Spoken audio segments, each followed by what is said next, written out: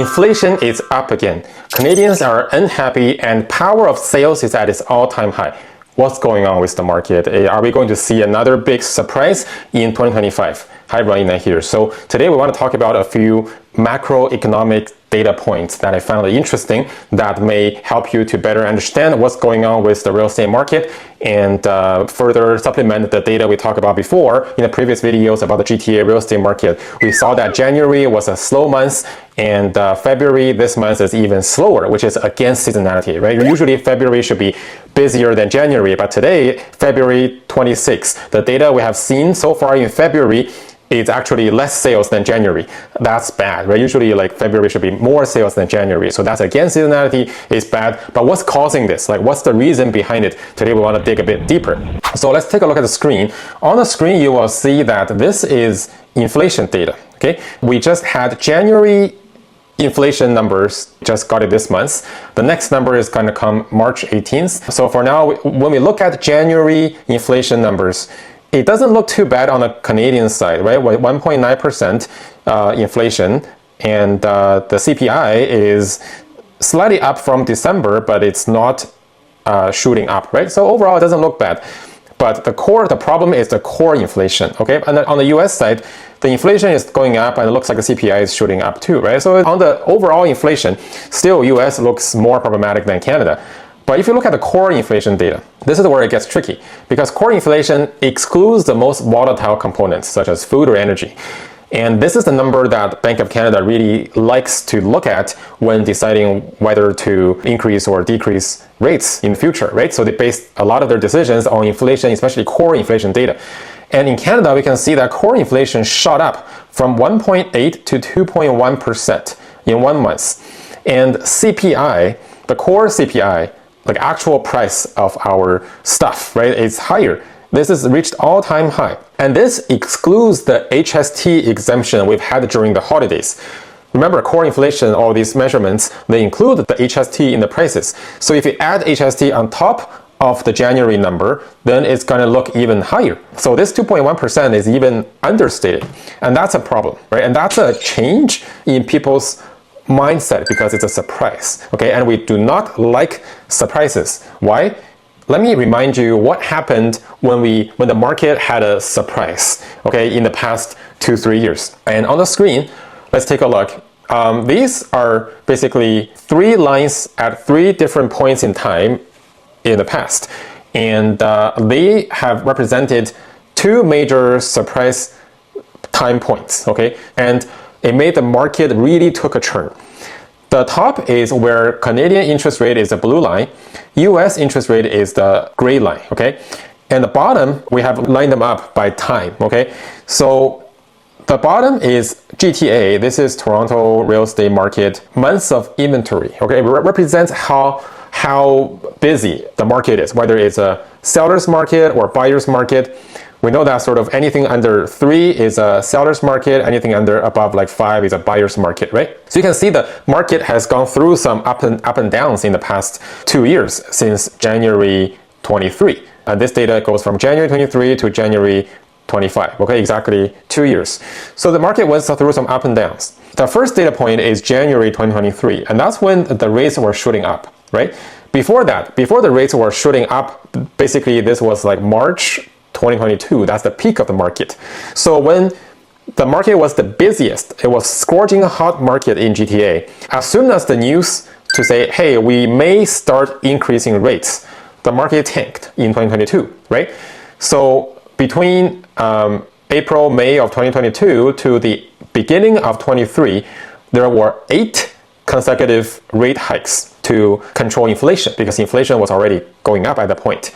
So that's why 2022 had such a big dip in the market because people were expecting the low interest rates to remain forever because of COVID and all the quantitative easing that's happening. But then the market shifted, mentality changed, rates went up, market went down. And as soon as 2023 hit, people were starting to get hopeful again because 2022 had a very slow year. And a lot of people were hopeful that, okay, in 23 we're going to stop hiking rates. So the market should become better. So you can see that from February, on the screen you'll see February, March, and April. You can see that the months of inventory, right, it went down. The lower the months of inventory, the busier the market, which shows that people were getting hopeful that the market was going to recover. Why? Because Canada, you can see this blue line, the interest rate stopped hiking right here. US was still going up twice, but Canada just stopped regardless of what the US was doing. So people were celebrating, okay, you know what, Canada, good job. We have controlled our inflation rate and we're going to stop hiking rates. But in May 2023, we have announced, hey, we may start hiking rates again for various reasons. Okay, it's just a change in mentality. And we did. In summer of 23, we hiked rates 2 more times, right? As you can see here. And then you can see the market, the GTA real estate market just went cold. Okay, 2023, the months of inventory went from 1.6 to 5.4. Okay, the market become very slow into the buyer's market territory. Okay, so that's the first major surprise and how it changed the GTA market. The second surprise was the beginning of 24, beginning of last year. We had hot spring market again. We had January and February very hot. Okay, why? Because we were thinking March we were going to start dropping rates. Okay, at this point on the screen, you see this point, we're supposed to start dropping rates. But no, it didn't, right? We surprised the market again. We did not start dropping rates. And then you can see the GTA market, the market starts shooting up again from the low of 3.2 months of inventory shot all the way up to 6, even worse than the previous year. You thought 2023 was bad, 2024 was even worse if you compare the months of inventory, right? And up until today, even now, we're still in the 6 territory. So that means all the buyers in the market have been spooked twice, and they have given up. They have stopped believing that the market will get better just because of these interest rate directional changes.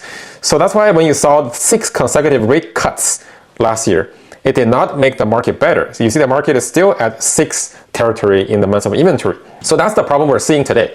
Okay, so with the inflation data we just talked about, with the core inflation shooting up again, this is a surprise to us, right? And with the tariff war that's coming up, like tariffs will only make things more expensive. Retaliation will make both countries' price more expensive, right? So from the Bank of Canada perspective, if our core inflation is already shooting up, and this is understated from HST exemptions, and we have the upcoming tariff risk that is going to push inflation even higher, Bank of Canada governor just said, even if the tariff hits, okay, if the tariff war materializes, the Bank of Canada will not use a big drop in rates to fight the tariff. Okay, that's not the Bank of Canada's job, and it's unlikely to be effective.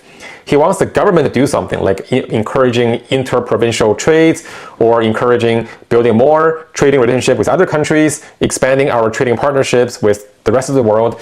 The government needs to do more in that aspect to fight the tariff war and not rely on Bank of Canada to drop rates like we did in COVID. Okay, it's 2 different scenarios, and he said we're unlikely to do that, or to use that measure to fight tariff war, right? So that gave us more worries that, okay, we are unlikely going to see as much rate drops this year as we have hoped to see, right? And that is another change of mentality. And as you saw in the past on the screen, whenever there was a change in mentality, the market just becomes bad after that, right? So right now there's another change of mentality. You know, we expected things to get better, but it doesn't seem to be getting better, and the data is showing we're doing worse. So this surprise shift in mentality, our inflation going up, again, like how will this affect the market, right? It's going to be something to watch closely because, you know, it is going to cause more uncertainty in 2025 because most of us have hoped 2025 to be a better year, but it's not. If you look at this graph on the screen, this is data I saw on X, well, formerly Twitter, and this basically shows the number of active and conditionally sold listings on TREB, Toronto Real Estate Board, under power of sale. Okay, so number of power of sale listings that's active on Toronto Real Estate Board, the number has really shot up in the past 10 months. From April to December 2024, this number has really been increasing. And that's a surprise to a lot of us because a lot of us thought, hey, you know what? The worst is over. Like people who were supposed to renew their mortgages already renewed back then, right? But apparently there's more people, they have held on to their properties during 2022, 2023, like they gave themselves about 18 months to really figure things out. and they realize, you know what, I cannot sell the property successfully or for the price that I need, and I'm running out of options, I'm running out of monthly payments, so the bank, you take it, you sell it for me, just recoup your losses, give me back the residual, you deal with it. Like that mentality is really increasing in the past 8 to 10 months, right? So we are at a all-time high right now in terms of power of sale listings. So that's just something that, you know, to watch out for. We talk about a bad employment rates in Toronto, right? You can see this is the number of unemployed population, right? It's not unemployment rate. This is the number of people that's actually unemployed, has hit 357,000. Okay, so that's 1 in 11 workers in Toronto not employed. And that number, it's the highest in recent history, right? Don't worry about this number. This is COVID number. Those are skewed, right? But regular times, we are at the highest number of unemployed people in Toronto. And that's why people in Toronto or people in Canada is not happy. Okay, right now people are unhappy. On the screen, you can see that this is a survey. The share of residents who recorded highly satisfied with their quality of life in Canada. And from 2021, it has been a downward trend. Less and less people are happy about their quality of life in Canada for various reasons, right? Like, you know, safety, jobs, and everybody has a different reason to be unhappy, but the result is people are unhappy. And especially for immigrants, even 3-4 years ago, immigrants were 50% highly satisfied. Now, they're about only 30% of them are highly satisfied, right? So immigrants are among the least happy group of people in Canada. And if we compare ages, okay, different age, people who are the same level of happy as before is people who are retired, right? 65 and plus. This is a group of people, we call them the baby boomers. They are the happiest, okay? They're retired, their house is paid off, they're not suffering from higher interest rates, they're not suffering from higher unemployment rates, they don't need to work, and probably they're happier now because they are enjoying higher saving interest, right? Their cash into the bank, they can get more interest, you know, even higher quality of life. Their pension likely the same as before. So why wouldn't they be happy, right? So retired boomers are happy and they have built up a large amount of assets, right? From all the, you know, new population entering Canada, pushing up the property prices. So boomers are okay, they're good. It's the young people, right? So 25 to 34 years old, 35 to 44, like these younger groups are the least happy, right? So people who are 25 to 34 years old, these are people who are born after 1990s, right? They are probably experiencing the toughest job market right now. You know, people who graduated, let's say, longer before, like people who are older, in the middle ages, they probably have a lot of work experience. They can still find a job relatively easily. But new grads and people who don't have a lot of work experience are probably having a hard time at least finding a job in Canada that matches with their education level, right? So they're the least happy group comparing to the boomers. So just to kind of show you what's going on in the market. I mean, this is all generally bad news, right? But I'm not here to, you know, make you feel like it's done, you know, Canada is bad and Toronto is real estate market is gonna be destroyed. Like, that's not the case. I mean, I think overall in the long term, we're still a great country.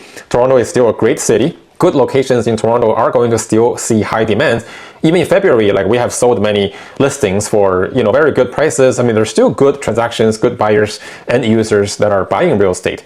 But I'm just saying in the short term, even medium term, there's more risk, right? There's likely higher volatility in the market that increases the risk for everybody, okay? As long as you have assets, you're like, you own real estate, you have mortgages, you have jobs, like everything is more up in the air and everything is on the table.